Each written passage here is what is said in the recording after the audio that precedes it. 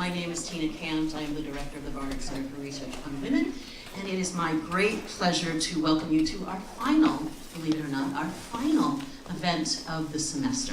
And so now, without further delay, it is my great pleasure to welcome this year's Tally Kampen Memorial Lecture.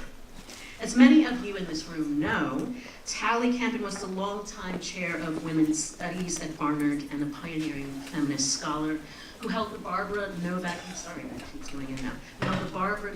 Chair in Art History and Women's Studies here at Barnard.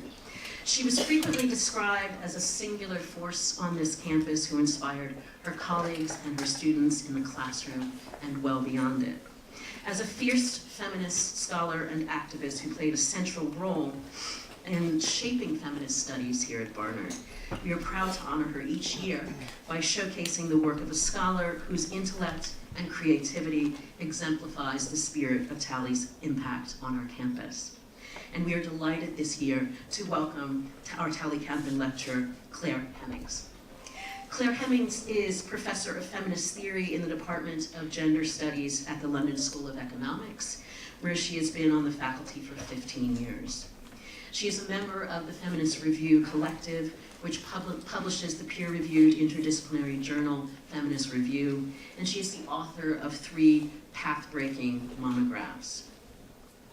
Her first book, Bisexual Spaces, A Geography of Gender and Sexuality, published in 2002 by Routledge, was an innovative social and cultural geography of the spaces and places of bisexual life in Northampton, Massachusetts, and San Francisco, based on interviews with community members and the town histories showing how and why they developed into safe places for the gay, lesbian, bisexual communities. Her second critically acclaimed book, Why Stories Matter, The Political Grammar of Feminist Theory, published in 2011 by Duke University Press, explored the narratives that make up feminist accounts of recent feminist history, focusing on the ethical and political dilemmas raised by these narratives and practical strategies for transforming them. Why Stories Matter was awarded the 2012 Feminist and Women's Studies Association Book Prize. And her most recent book, Considering Emma Goldman, Feminist Politics of Ambivalence and the Historical Imagination, published earlier this year by Duke University Press, engages the significance of the work and the life of the anarchist feminist Emma Goldman for contemporary feminist theory and politics. Clare is well known as an incisive theorist, a meticulous researcher, and a bold thinker of social geography, intersectionality, sexual politics, affect, epistemology, and critical theory. But she is also an extraordinary storyteller. Whether they are stories of LGBT activists, feminist theorists, anarchist visionaries, her work insists that we constantly consider the personal, political, and ethical stakes of the stories we tell and how we tell them. She asks us to think about who we are writing into and out of history, and how we make visible, legible, or intelligible those who often end up in the margins or interstices of our stories. We are excited to host her for this year's Tally Kampen lecture, and we look forward to engaging her most recent telling of another important set of feminist stories. Please join me in welcoming Clare Hemmings. Thank you so much, Tina, for that incredibly generous introduction. And thank you for inviting me to come here and give this lecture. And thank you to Pam and Avi for making the transition from London to New York so seamless and pleasurable. I'm going to speak for around 45 minutes. And then I would really love to hear your thoughts on anarchist or feminist stories of whatever kind you have to share, or any questions you have to ask me about the work that I've done. So the title is Emma Goldman's Struggle for Utopia, Feminism and Ambivalence. Can I just check that it's fine hearing me? There's no feedback? It works, right? Okay. Feminist theory worldwide is confronting, perhaps as it always has done, a series of deep challenges. On the one hand, awareness of gender and sexual inequalities seems high. On the other, the take-up of feminism for nationalist or other right-wing agendas is rife, as we know. On the one hand, a range of feminist social movements are in pleasing ascendancy. On the other, there's a continued dominance of single-issue feminism and a resistance to intersectional or trans-feminist interventions in social movements or on social media, or both. If we add in the near collapse of the left, just add that in the face of radical populist movements such as those underpinning Brexit and Trump, and frequent blaming of feminism or for the fragmentation of the left, then it's hard to know, as a feminist, what to argue, to whom, and for what ends. In the face of such dilemmas, it's tempting to respond, I think, with a dogmatic or singular feminism, or to insist that what we need is a shared, clear, certain platform based in different and differentiated identity certainties. I want to argue instead, with Emma Goldman, the anarchist activist, as my guide, that it can be politically productive to embrace and theorize uncertainty, even ambivalence, about and within feminism without ceding the terrain to the right. And I further want to argue that attending to ambivalence as a continuous political and effective reality for those who want to intervene in gendered, race and sexual meanings and structures in order to ameliorate their harms shifts the nature of historical and contemporary inquiry. So it also changes how we work as well as what we study. So part one of this paper, epistemology. I've only got one PowerPoint, and it's this, which is I'm just going to leave up while I talk, which is a picture of Emma Goldman from 1908 giving an address on pro-birth control activism. And I really like the picture because it shows her right in the middle. She's surrounded by a sea of hats. And it reminds us, I think, of the incredible popularity of anarchism in the early 20th century that she needed when she spoke about this or other issues at the height of her fame to be wheeled around on a cart in order to be heard by the thousands of people that would show up to hear her talk. And she would go on a loop. Not a technological one, but she would give the same speech several times as she was taken around on a cart. But also I think it highlights her head and shoulders above the crowd, as well as the risks that such a position entails when you think about multiple arrests, as well as the literal risks involved in speaking to people who were often hostile. This particular crowd would be filled with FBI agents who would be looking to and finally succeed in deporting her. And she was arrested on more than one occasion, indeed, for pro-birth control activism. Emma Goldman is that extraordinary anarchist activist and thinker who acts here in a profound gesture of wish fulfillment as my companion. She almost certainly would not have wanted to spend time with a bourgeois, institutionalized academic like me. Goldman was a lifelong believer in anarchist revolution. Born in 1869 and dying in 1940, her life spanned 2 world wars and several key revolutions. She lived through the heyday of socialist and anarchist ferment and had every reason to believe that the time of the worker, the new woman, the outsider was nigh. She was optimistic and fearless in her critiques of authority, spending several stints in prison for birth control activism and dissent. As an anarchist activist and theorist of and out of her time, Goldman was certain that sexual freedom was central to revolution, and that unchosen authority of any kind was counter-revolutionary. She was clear that utopia is prefigurative, living the future you want then, in the present now, and takes place in never-ending struggle in preference to resolution.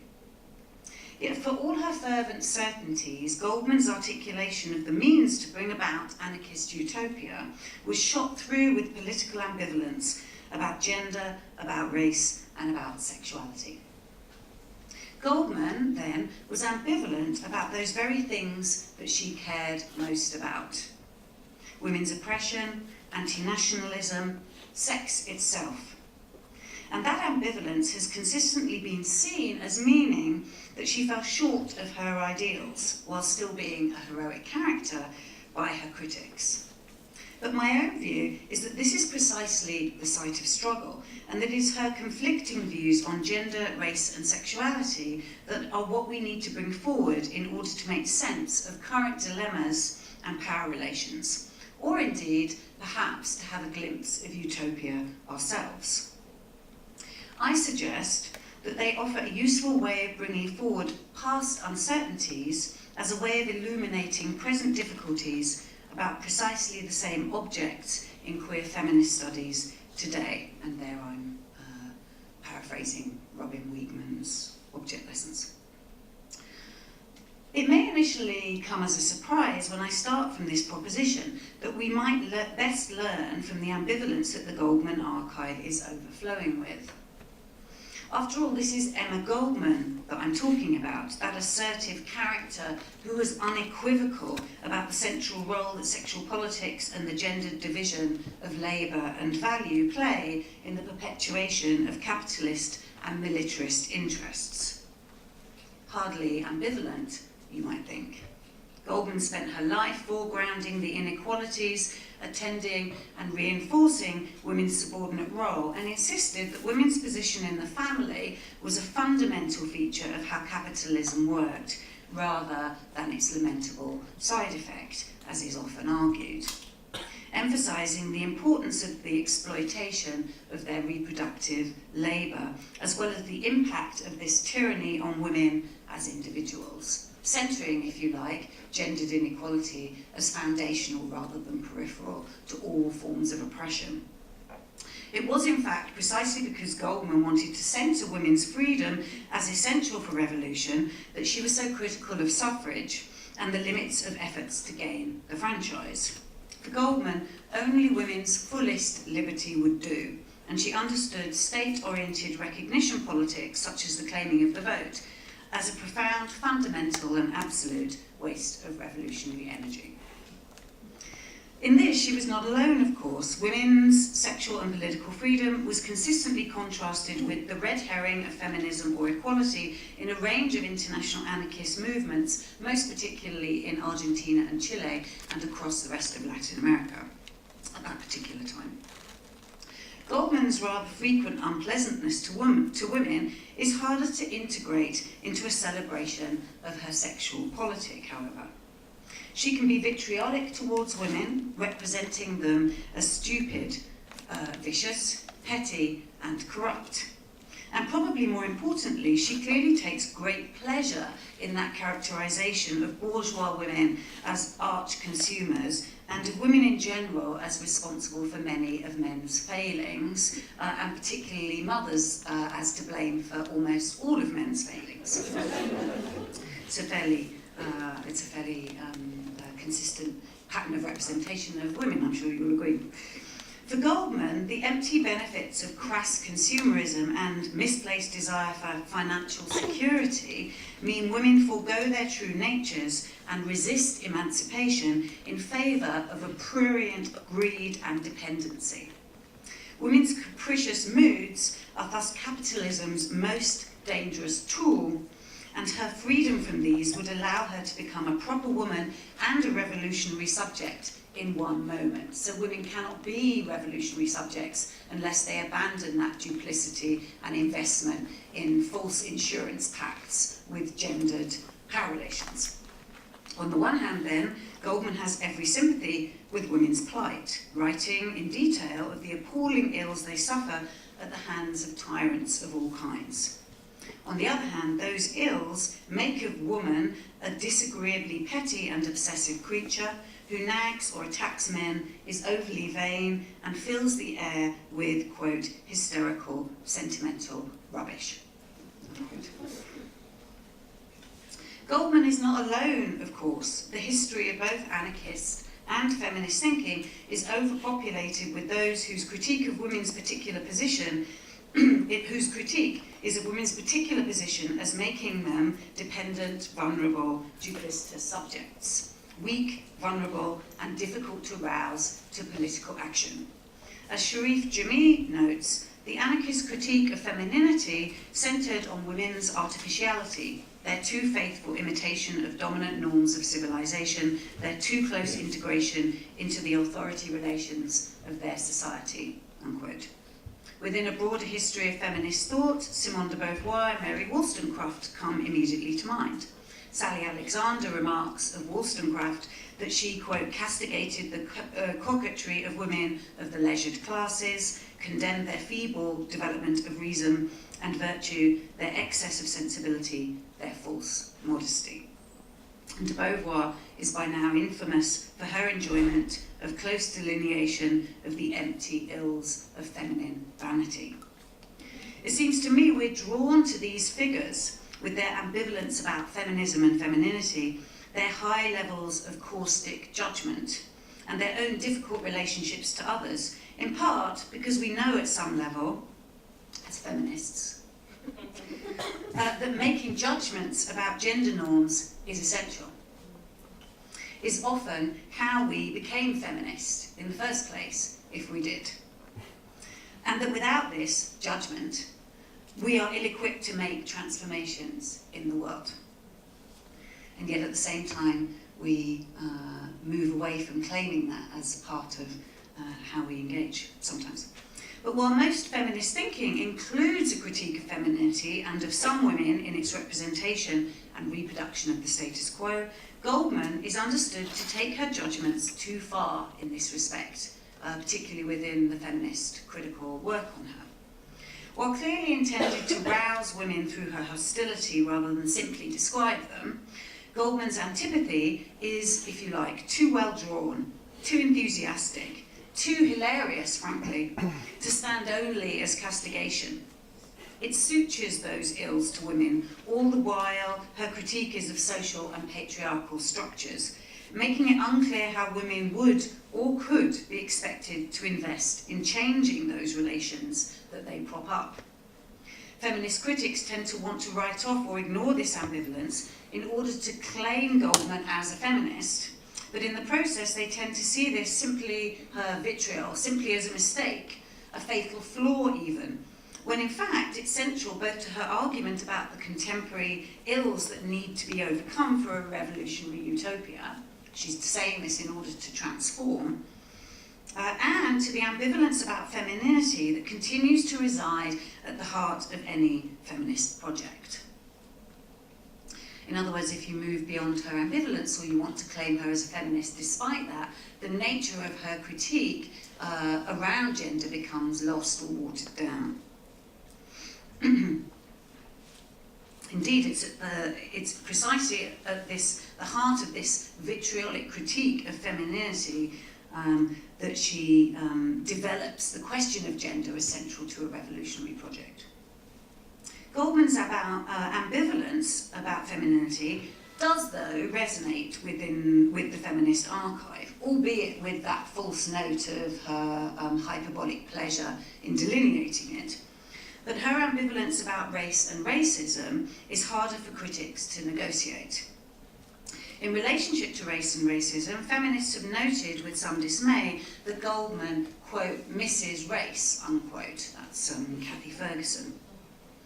Yet often claim her instead as a transnational intersexual heroine before her time.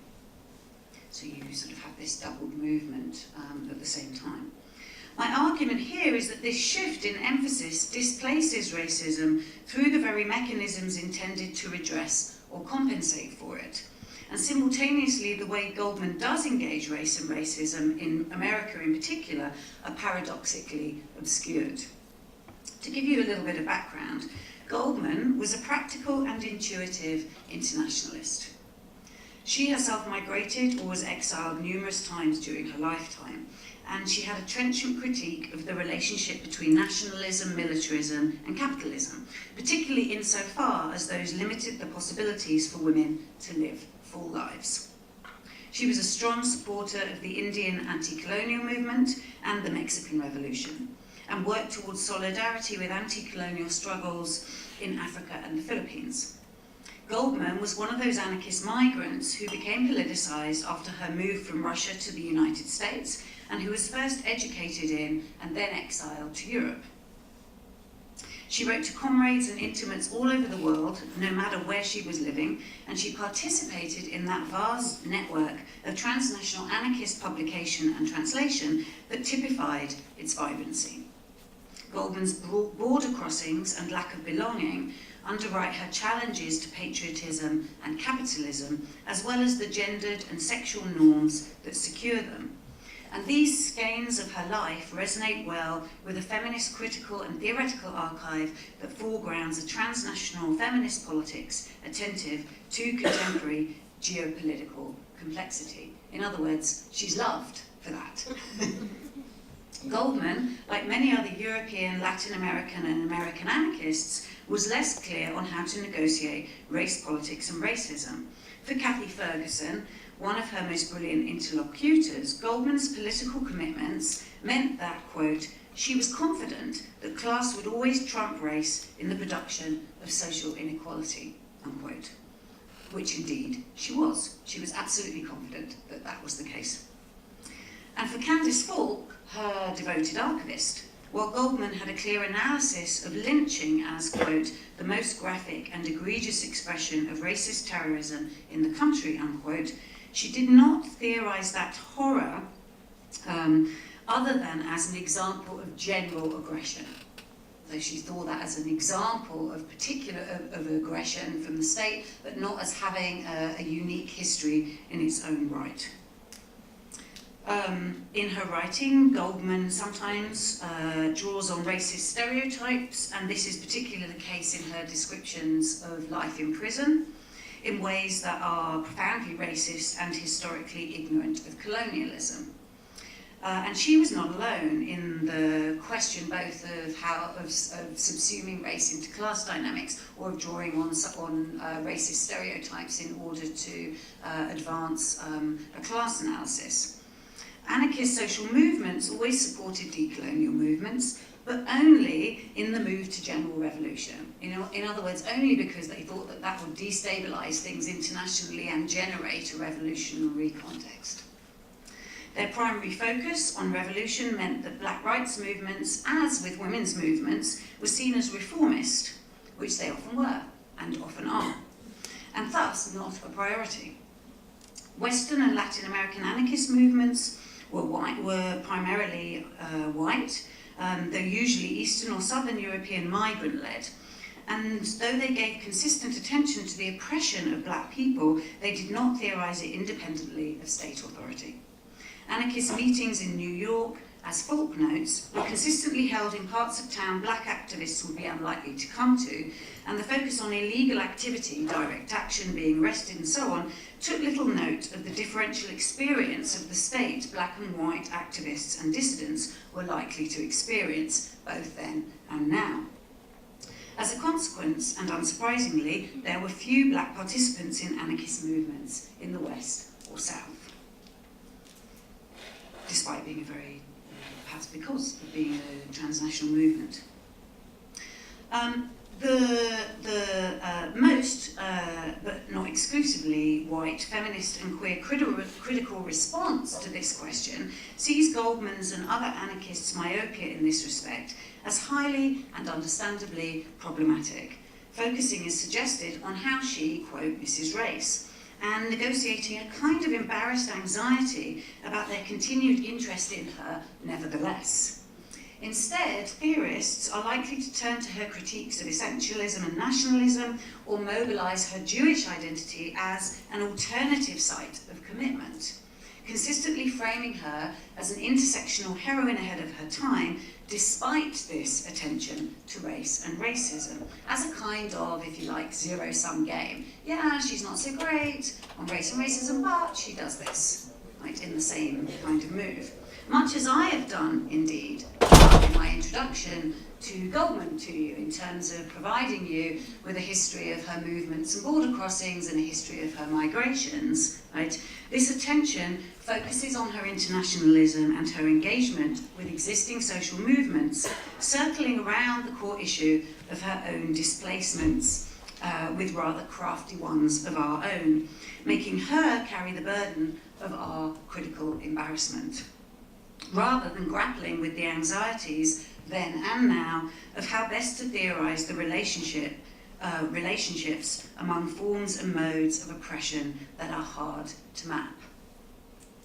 Yet, of course, this anxiety is itself productive of its own displacements, as anxiety always is. In turning away from her partial theorisations of race, a range of ways in which Goldman does explore how racism functions as a form of oppression are easily missed in turn.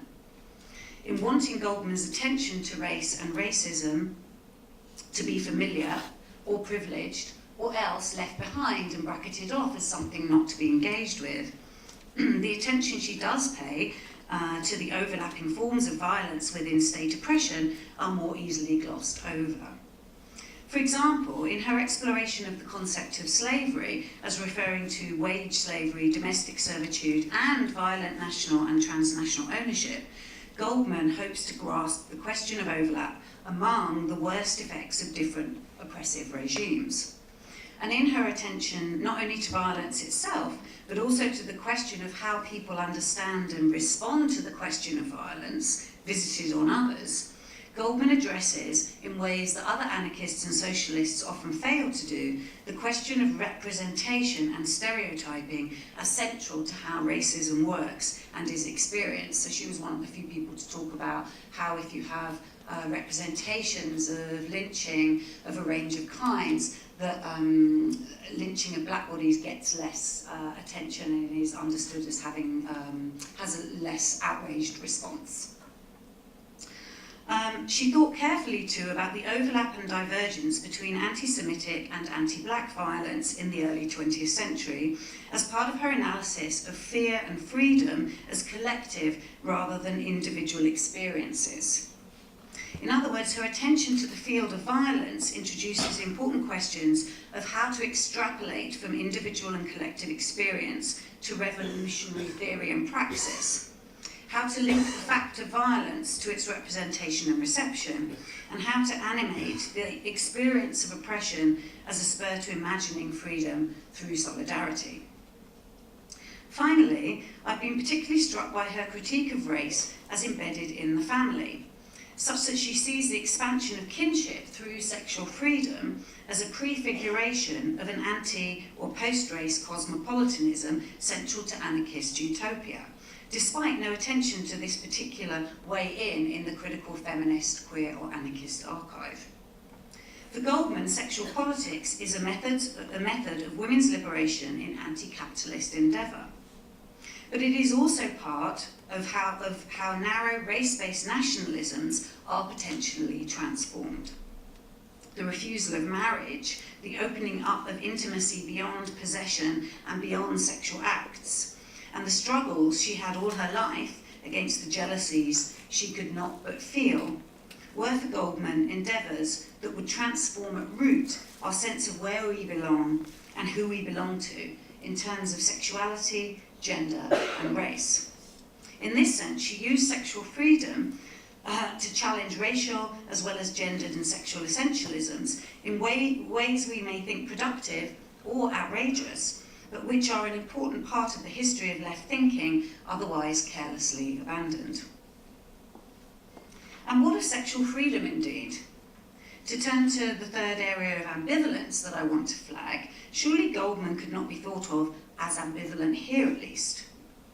Goldman, as many of you may know, was among those early 20th century anarchists and socialists who understood sexual expression as, quote, a basic human right, a legitimate goal of the class struggle, unquote. Goldman theorises the sexual division of labour not simply as a prior condition for production and thus capitalist exploitation, but as labour in and of itself, alienated and exploited, as is other labour in capitalism, and thus an intimate rather than peripheral part of economic production. Through this analysis, Goldman links birth control issues, prostitution, and wholesale destruction of the poor in wartime, and develops her strong arguments for love as the site of reclaimed value, creativity, and progressive possibility when returned into the hands of its workers, women. Goldman not only theorised sexual freedom, of course, but also practised it throughout her life, refusing to be domestically tied to men or children, and struggling with the harsh contradictions between feelings and politics that structure her bravery in this respect. The feminist critical archive on Goldman's understanding of sexual freedom is, of course, highly seduced by that centering of sexual politics as both means and end of utopia, and by Goldman's linking of nationalism, militarism, and control of women's bodies. Her support for and theorisation of prostitution as an effect of capitalism, migration, and repressed sex drives has also pleased queer theorists, as one might expect, as has her contradictory support for homosexual liberty. But so too, that archive finds limits in this privileging of sexual freedom, representing it as too vague on the one hand, and too excessively focused on love for men on the other. Bonnie Harland perhaps goes furthest in this line of thinking, framing Goldman as a heterosexual essentialist because of her support for sexological and psychoanalytic understandings of sexuality, as well as her excess, a slightly sort of dubious excess of passion for her manager, Ben Reitman, combined with her uncertain relationship to homosexuality. And this follows the discovery of the love letters between Ben Reitman and Emma Goldman, which are filled with semi-pornographic detail about what she wants and what he wants in ways that feminists found distasteful. And they are quite distasteful, actually. They're great read, you should read them. But Christine Stansel, too, that most moderate of feminist historians of American bohemianism, characterises Reitman as rangy and disgusting, quote, a man on the make with any woman who crossed his path, which indeed he was. Remaining bewildered by Goldman's capacity to be seduced by mere sex, quote, unquote, somehow expecting her to make more sensible choices of trustworthy men and even better activist anarchist women, domesticating both Goldman and sex, of course, in the process. For it seems to me rare to desire by political design, and still less for someone like Goldman so invested in its unruly capacities. So the desire for her desire to somehow find the right object seems to entirely miss the point of sexual freedom in its articulation. It's important, I think, to consider the ways in which Goldman is interrogating the question of sexuality's relationship to capitalism and freedom at a point when sexuality as an identity is in the process of being articulated. Goldman is forging her own theory of sexual freedom as a difficult and contested rather than self-evident position of critique or transformation, in theory and in practice. In addition, Goldman's complex engagements with sexual politics pose an important challenge to assumptions about the nature of sexual identity and freedom in the present. In relationship to prostitution, for example, Goldman's support for sex workers themselves stems from her support for all women to free themselves from social constraint, and so is consistent with her other views. Her argument is that prostitution is no less egregious than other forms of sexual institutionalization. It would disappear in a free society just as marriage would, leaving women free to express currently constrained sexual drives. But this analysis does not actually celebrate sex work in ways that she's been claimed as somehow being a precursor to. And any attempts really to align her with a queer sex-positive approach to sex work in this vein miss an awful lot of why it is that she understands sex work as no less egregious than other forms of sexual imprisonment. Since for Goldman, any commodification of sex limits its capacity for ecstatic revolution. So for her, because sex or love in its ecstatic modes is the site of revolution, anything that commodifies it, including prostitution, but also marriage, cannot be approved of. Finally here, and in relationship to homosexuality, Goldman's ambivalence means that the question of rights-based sexual politics is displaced by her refusal of single-issue politics, but also by her own uncertainty and sometimes even disgust about her and others' desires. That ambivalence ripples through Goldman's sexual archive, surfacing in her cruel jokes about homosexual men and lesbians as crazy or narcissistic, and through her too fervent defence of her mentor Louise Michel, the French anarchist, as absolutely not under any circumstances ever no way lesbian. In ways for 15 single-space typed pages, in ways that are bound to disappoint a queer reader wanting something more clear-cut to tether her. Part 2, methodology. It's a shorter part, so it's not going to take. I hope you followed me so far on the interest or importance of ambivalence in the Goldman archive. But how might we think about those threads and bring them forward in ways that enliven the present?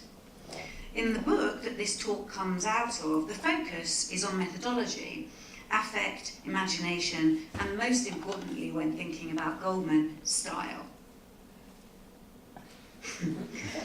All of these centre the intersubjective aspects of the engagement with a figure such as Goldman and explore the question of temporality and relationality as central to a utopian imagination in the present as well as the past.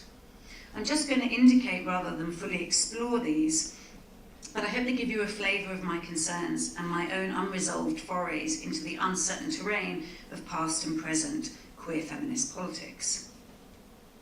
To start then, in affective terms, reading and thinking with Goldman has forced me to sit with the struggle over meanings of gender, race and sexuality rather than resolve them, and try to ride out the discomfort that this requires. What slips outside of my grasp or is easily framed as someone else's bad habit when I don't find what I want in the Goldman archive? In methodological terms, it's my own affective responses to reading Goldman that have opened up for me what I might know but tend to deny in relation to Goldman. For example, I laughed uproariously at Goldman's viciousness to women when I first encountered it in her writing, sharing nasty laughter at stupid, silly, duplicitous women and their manipulability and culpability in relationship to their own oppression. As if I were not a woman. I have come to think of that pleasure as a way of letting my partner in crime carry the burden of our shared judgment of femininity. It lets me off the hook, even as it binds me to Goldman. And of course, and most importantly, it marks me as further from my own stupidity and silly duplicity than is perhaps the case. My initial response to Goldman's understanding of race and racism in her work was also highly affective. I shared the critical disappointment in her lack of sustained theorising of race politics and found a firmer, easier footing in reframing her as a prophetic, intersectional thinker instead, as many others have and as suggested. Yet something niggled at me, made me ashamed of my own displacement of race politics and racism that seemed to mirror hers, even as I sought to distance myself from her in this regard.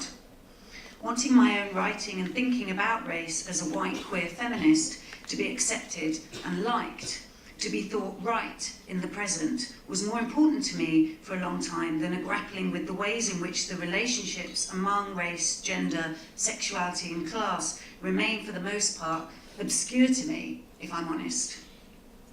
And so cleaning up and scolding Goldman for failures that don't even come close to my own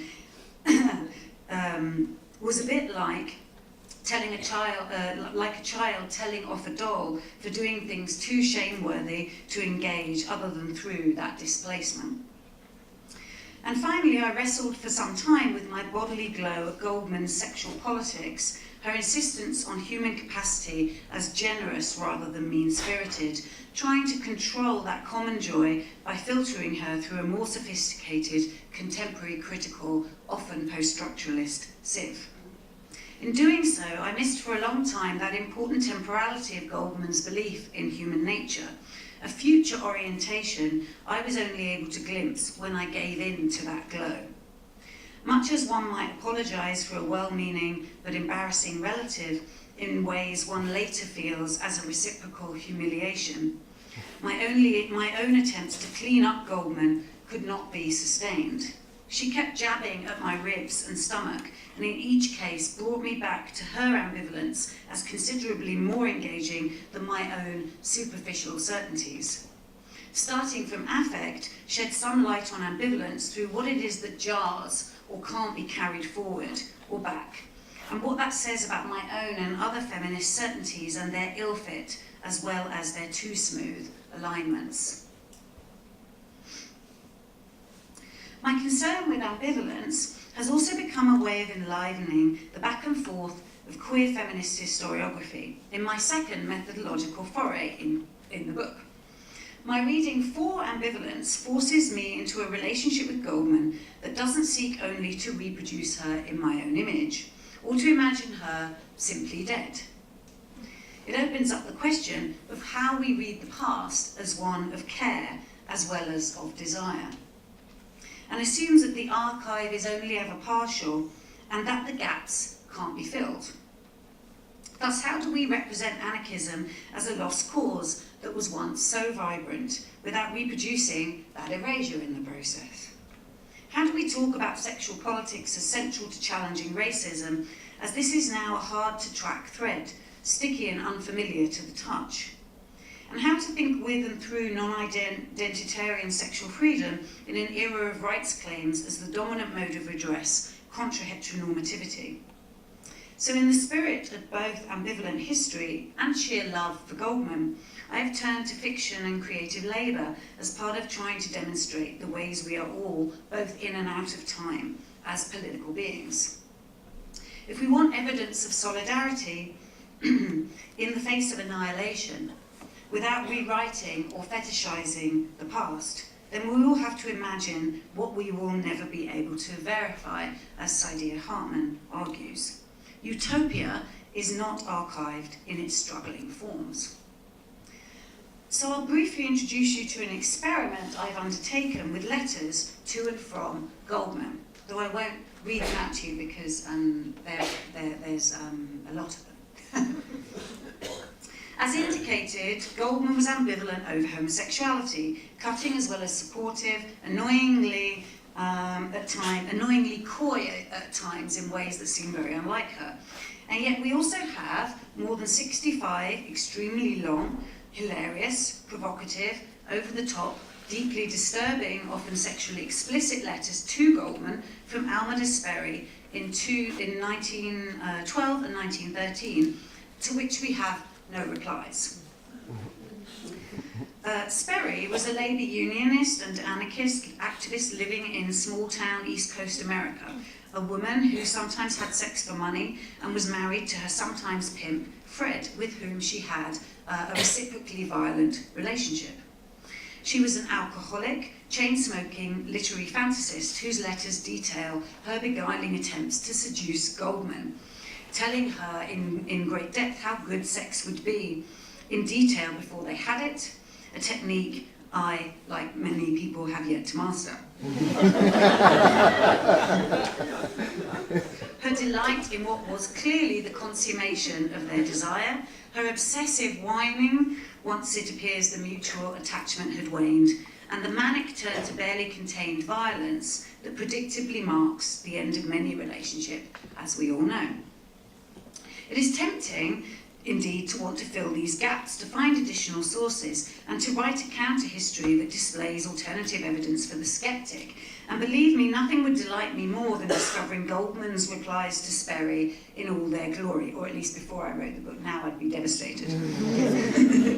But what if instead of a search for lost sources, we read these gaps creatively and productively as a central aspect of sexual history, both then and now, starting from there but not leaving them stranded as part of what constitutes a utopian methodology. As post-colonial theorists and fiction writers have shown so powerfully, stories can and must be retold from the position of those gaps and fissures, not to provide an authentic alternative, but to, quote, strain against the archive, unquote, in order to be able to imagine what cannot be verified, Hartman again. And so although there is something very appealing about tracking my hopes for alternative sexual histories alongside Sperry's brilliant violent letters that form one side of the correspondence between this labour unionist, sex worker and married woman and this anarchist and free love advocate, I'm not prepared to read Goldman only through the traces and echoes that ultimately take me back into the lack.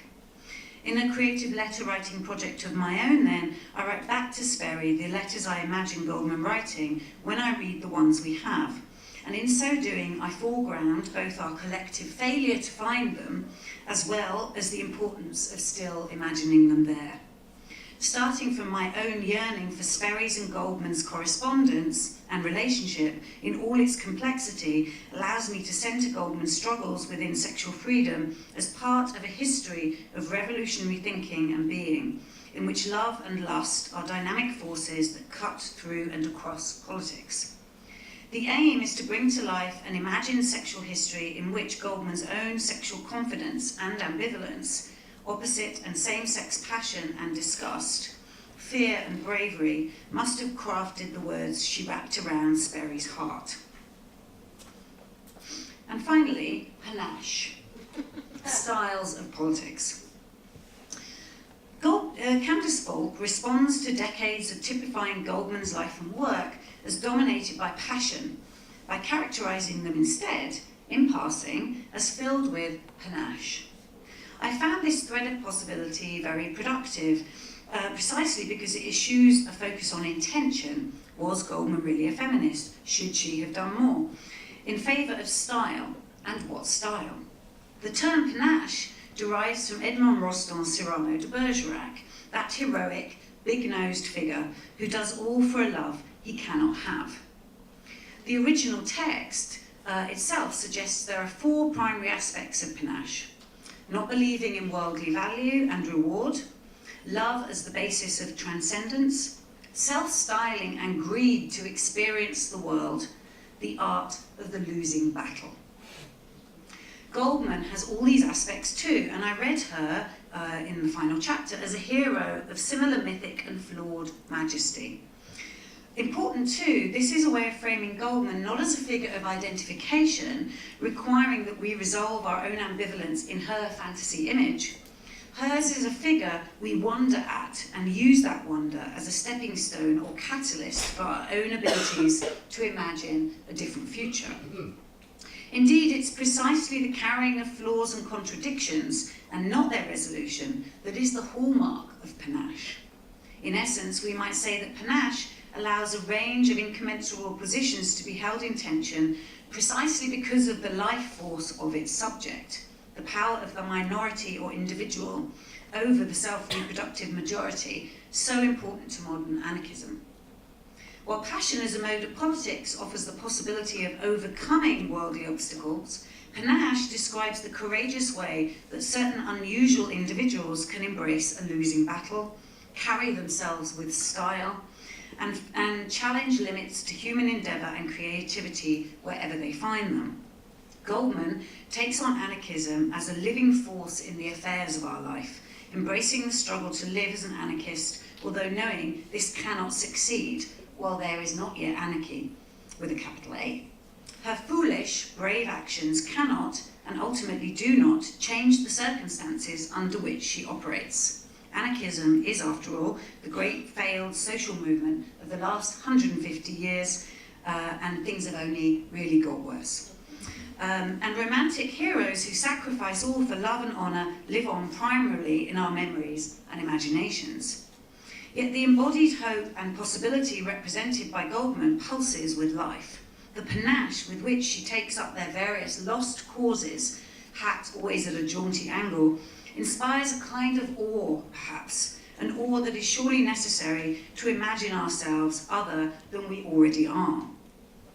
In considering Emma Goldman, I've endeavoured to introduce her as a complex character, writer, thinker, and activist for whom anarchism offered a different way of being in the world. She wanted to live it now. Goldman held extraordinarily high, mostly impossible, ideals, but she held herself and others up to them nevertheless. When she fell short, she became frustrated and angry, blamed herself and others, quite often others, but managed to pick herself up off the floor to continue the struggle another day. The contradictions that we see in Goldman are fruitful ones, I think, and might be thought of as more resonant for us contemporarily than her ideals in many ways. Her combination of resistance to male dominance and profound ambivalence about women is a dilemma that is still very central today. Goldman could not separate them, and nor, I think, should we. Our negotiations of misogyny, our own as well as the clearer example of others, takes place in a difficult contemporary context of fantasies of equality having been achieved, or saturation of the political sphere with speaking out against sexual violence in ways that pretend sometimes that gendered hierarchies and resentments are considerably simpler than they are. Goldman's focus on the links between sexual servitude and the nationalist agendas of capitalist, militarist, and religious interests clearly chime with problems we face now, and in terrifyingly heightened form. But more helpful, perhaps, are the ways in which Goldman's own difficulties in negotiating the tricky relationships between and among race and racism, nationalism, state authority, and the legacies of colonialism resonate with our own attachment to concepts and identities barely fit for purpose. Goldman's framing of sexual freedom as the key to revolutionary transformation is a source of critical delight and unease in equal measure. But without an embrace of Goldman's ambivalence, and our own, we miss the vision of transnational solidarity that sexual freedom has the capacity to offer, and that moves it beyond simple fights or rights. We shouldn't be disappointed with Goldman when she falters as she wrestles with the contradictions that were and are the stuff of a lived political life. As Julie Window pertinently observes, Goldman's acceptance of uncertainty gave her the room to construct herself, to take political agency and be a punk force of will. Goldman is not interested in critical or political adoration or disdain, and could not give two hoots about who might feel attached to or betrayed by her. She does want us to be inspired, however, to take our own lives and political spheres as objects of engaged attention, and for us to become the architects of our own destiny, on our own and with those we stand with. She wants to fuel our imagination, not to act in accordance with the parts of her philosophy that we can isolate as infallible, but to generate our own ways of intervening and living lives of value in the present. There is no doubt that this must be a creative endeavour, one filled with feeling and risk, driven by a vision, however impossible, of a better life for all. Will it falter? Will we get it wrong? And will those who want things to stay the same ridicule such efforts, even in the face of terrible loss? No doubt. But will it be worth it? That's up to us. Thank you. I was very intrigued about the letter writing that you did yourself, and I was wondering if you could tell us a bit more. I think the letter writing, it was the most fun part of the project. But I think it also raised the hardest questions for me, which is what it is that you're doing when you think historically, as well as what it is you want, how you think about political dynamics when you're engaging with the past in order to imagine a political present that you might want to inhabit. And I suppose one could say that letter writing, both in terms of its form, the back and forth, right, that cuts across both space and time, you get a letter, it takes a while, you might not reply, and so on, both mirrors, in a sense, that historical dynamic that anybody who looks at any point into the past is engaging with, in a sense. But it was also I suppose I also wanted to try and enliven that kind of process, not just as a question of a dynamic, right? Like, so not just as a question of location or the subjective that is involved in looking at the archive and the ways in which that works, but as a kind of three-way that might actually, if you like, involve voyeurism and demands that can't be answered, and exclusions, and unfulfilled fantasies, and so on, that was, in a sense, about me, Goldman, and Almeida Sperry, right? But obviously filtered through my engagement with Sperry rather than Goldman, but based on what I knew. So I was trying to think, I think, in retrospect, about sexual history as not just a dynamic between past and present, or as about a desire for that, but also as a kind of, as involving a lot of people. I don't know if that's helpful. Can we take a moment to use your talk as an opportunity to tell people that Candace Falk and the Emma Goldman papers are in dire financial straits, that their support has been waning, and anybody who cares about it, just go to the Emma Goldman papers and make a small contribution, because this woman has worked for years for nothing, and the university is eroding its support. I want to make that announcement. I have one observation about the image. This image is also a trope in the American suffrage movement. There are hundreds of pictures of the lone woman surrounded by the sea of men in hats. And I don't have anything to say about that, except it really triggered a less unique idea about what Goldman faced doing, taking it to the streets, which is what the suffragists did, certainly here in New York City in the very same years. Yeah. Thank you. I think what's interesting to me is that after the First World War, and going forward through different revolutions, part of, I think, also what happened is that figure of the lone woman becomes associated rather singly with the suffrage figure. And I think what's interesting is the ways in which women's participation in a range of different social movements over the last 150 years is then, hard to kind of, pull back out, if you like. The Emma Goldman Papers project, Candace Falk and colleagues have produced so far 3 absolutely invaluable volumes of documents by and about Goldman, including a lot of government documents that are then reproduced about her time in America. So one of the issues, so you quite rightly raised the issue of the imminent closure of the archive. And one of the things that they're working on at the moment is the 4th volume. These volumes are one of the ways in which a lot of the otherwise very difficult to access archival material is available to a much wider audience and has been sort of beautifully edited and ordered and so on. A real labour of love on the part of the archivists. So just to echo, have a look at the site and see the labour. So, of course, we're all sitting here staring at this photo, and I have a different angle on it, which is, given our political moment and its crises, which you addressed in passing at the beginning, I look at this photo and I think, how did she do that? Right? The sea of men. And we can be critical of her for not being, positive enough in the ways that you set forth. But it's an extraordinary dynamic, right? And we can bemoan the fact that it is a sea of men on the one hand. On the other hand, look at the lone speaker who they're all listening to. And I feel like there must be some takeaway here. I want there to be as a feminist professor, especially for our moment now, right? Given what's happened in this country in particular. So I offer that to you.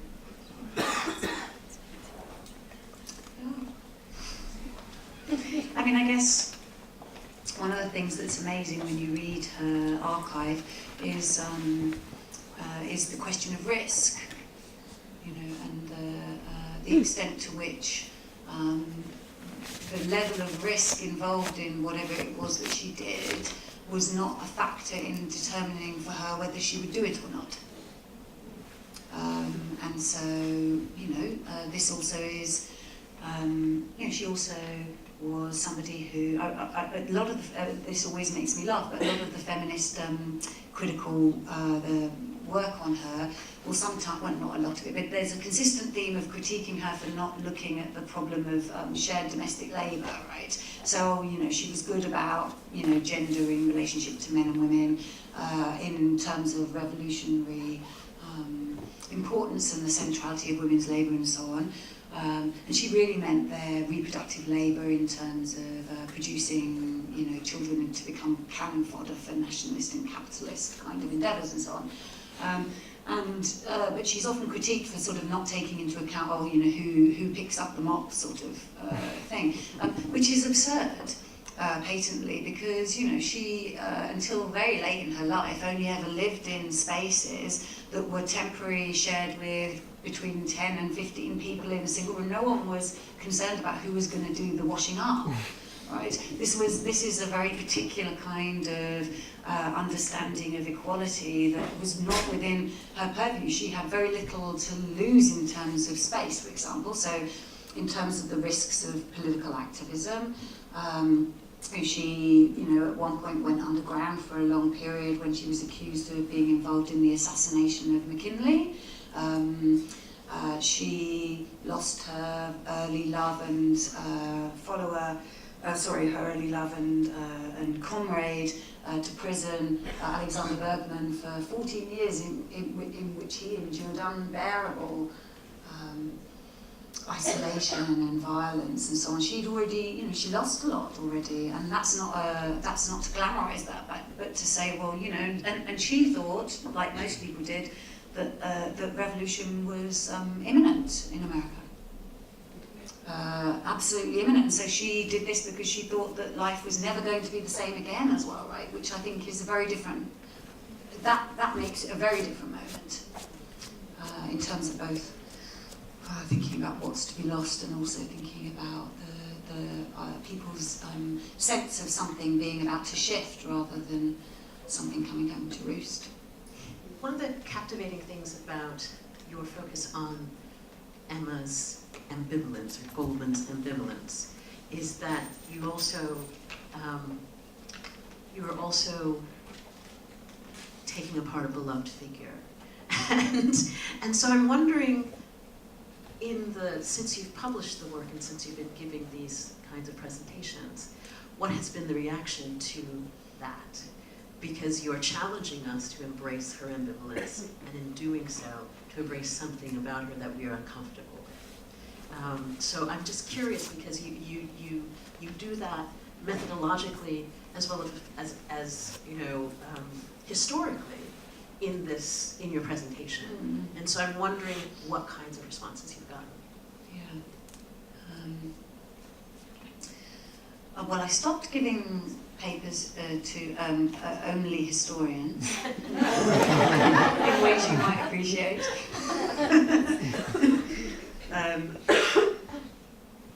Because, well, for complicated reasons, because people don't it seems that historians are particularly attached to, right and wrong methodology. So one set of responses to the letters is quite basically outrage. And in fact, I was interviewed by somebody recently, this wasn't who it turned out had thought these were Goldman's letters, and so was really, in the course of the interview, was really upset and angry with having felt like they'd been deceived by me. By these letters, and that's partly because chapter 4, which is the letters, doesn't have a preamble, so unless you read the whole book, which frankly very few people are likely to do, you might come across and go, oh my God, you know. And so and that was partly that was the compromise with Duke, who kind of wanted me to put in more about the methodology for the letters, whereas I had wanted just to have them as a sort of insert, but they didn't want to be sued. I don't know who's going to sue someone for that, you know, whatever. And so outrage because of the kind of presumption, right, in one level. Then there's been some response to the question of talking about her analysis of race and racism, where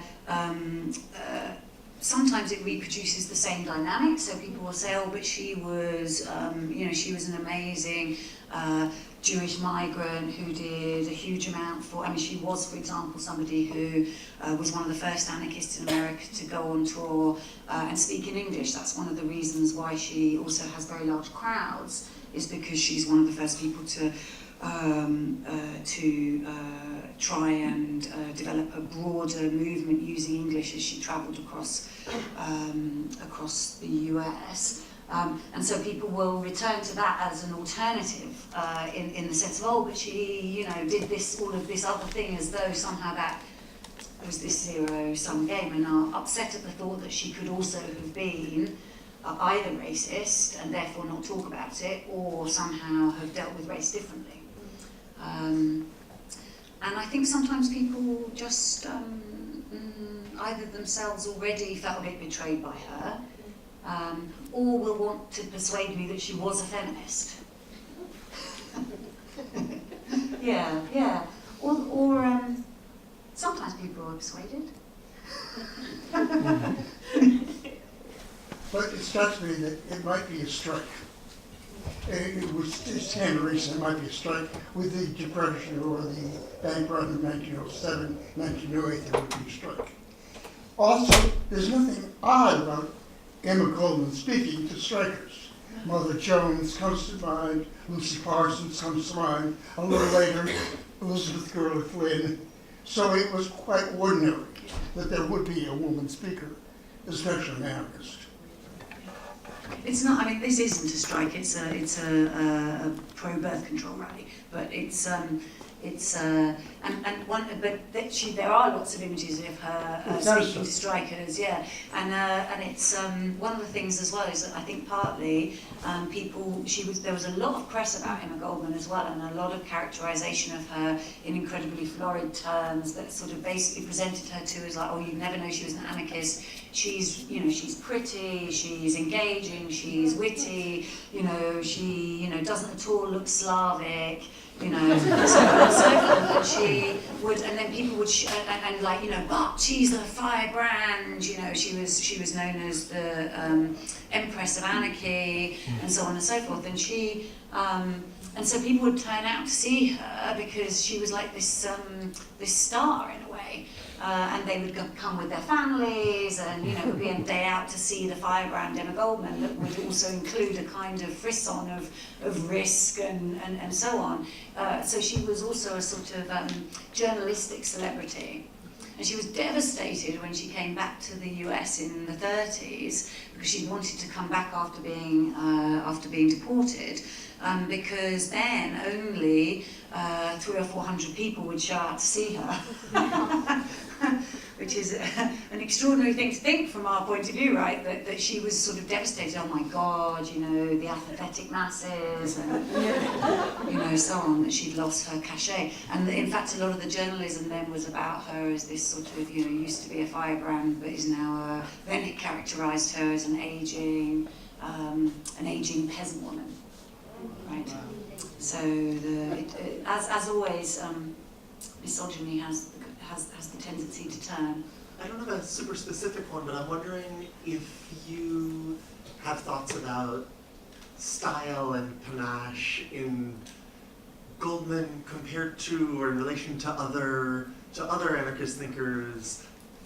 Thinking in particular the queer ones, Wilde, who talks a lot about style and politics, Edward Carpenter, and then more recent anti-capitalist, anti-state feminists like Judy Grahn, who think a lot about about that as a method. Yeah. I mean, I haven't particularly tracked it in relationship to other people. One of the things that strikes me is your ask, and I suppose part of me was thinking about panache in a way too as a kind of particular political kind of companion to camp. I suppose camp is largely associated with gay or queer men. Panache, largely, through Cyrano de Bergerac, associated with, heroic, uber heterosexual, love narratives. And I suppose I found the idea of panache appealing to think of in relationship to a larger-than-life kind of and trans historical figure like Goldman, as a way, I think, too, of not having to reclaim her as a queer character, but as with a particular identity, or as a feminist, etc. But as in a way precisely inhabiting that ambivalence with that force of energy that brings contradictory features together. And of course, it's like camp in that sense, but it has a kind of revolutionary core at its heart that is also true in that is also true in the Cyrano de Bergerac, I suppose. But it's not sort of it's not in preference to camp. It's about trying to think about different kinds of political modes that might be ways of not resolving the difficult problematics that make up the stuff of political struggle, I suppose. But with her as its subject. Does that make sense in a way? Looking at that picture all this time, it makes me very uncomfortable, because as a woman, it makes me very uncomfortable, because if I were there in that midst of male dominance of all that public space, I would be very uncomfortable as an unaccompanied woman. And I think it's interesting that she is allowed to be in the midst of this male field of space, because she is the speaker and the anarchist and the exception, and yet I think there are social reasons why it is predominantly male audience. Yes, and I think that one of the interesting things about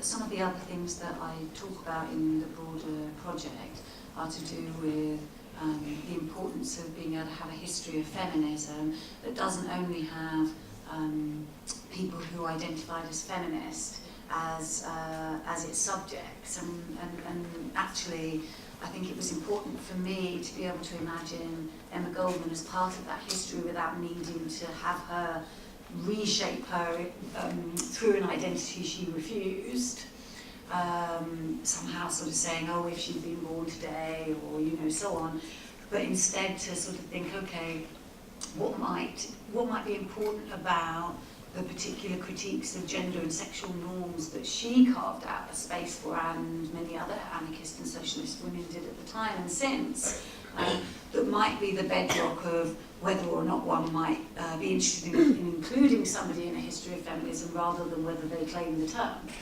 right? And in that sense, I think that, in that sense, she's both ordinary and extraordinary, right?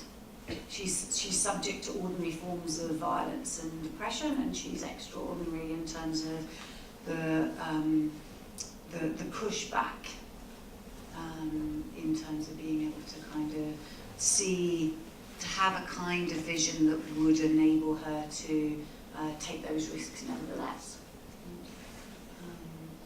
But it's that's what I mean by awe rather than identification. Please join me in